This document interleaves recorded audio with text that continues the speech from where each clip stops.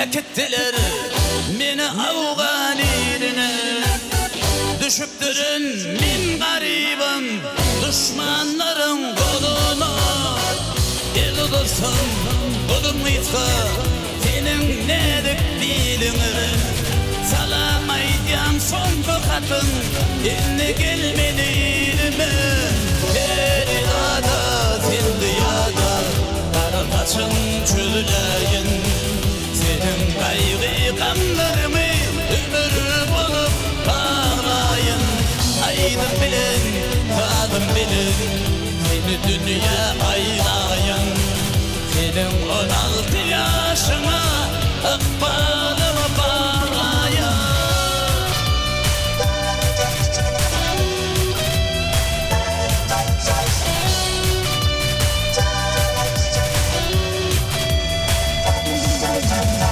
Yatla yarın mektep yılın söygü bilin geçirdi.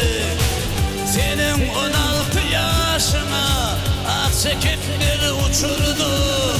Bağımızda bütün gülü şonla elin kaçırdı. Fikir etken inni yarım yanına düşürdüm.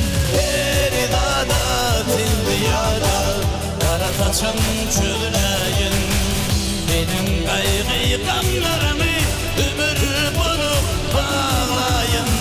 Aydın bilin, sağlım bilin, seni dünya aylayın.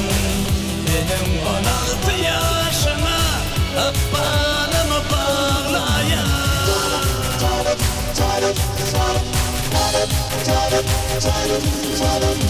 Yatla beni, yeni yatla, inne bana karışma. Kıymetinle sen akbalın, tez akbala yanaşma. Kılaktaşım ağlama sen, sana kaygı yaraşma. Hoş halinli keribadım, inni tüyge karışma. Her dağda sen diyada, kara taçım çöleyin. Benim kaygı kanlarımı ömür bulup bağlayın. Aydın bilin, tadım bilin, seni dünya aylayın. Benim 16 yaşına akbalımı bağlayın.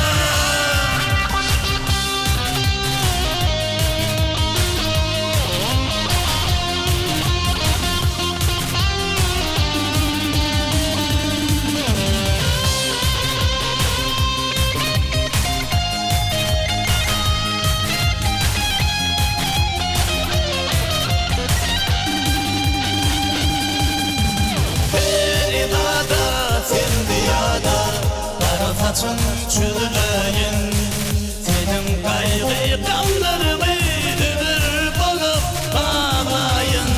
Aydın bilin, tadım bilin, seni dünya aylayın.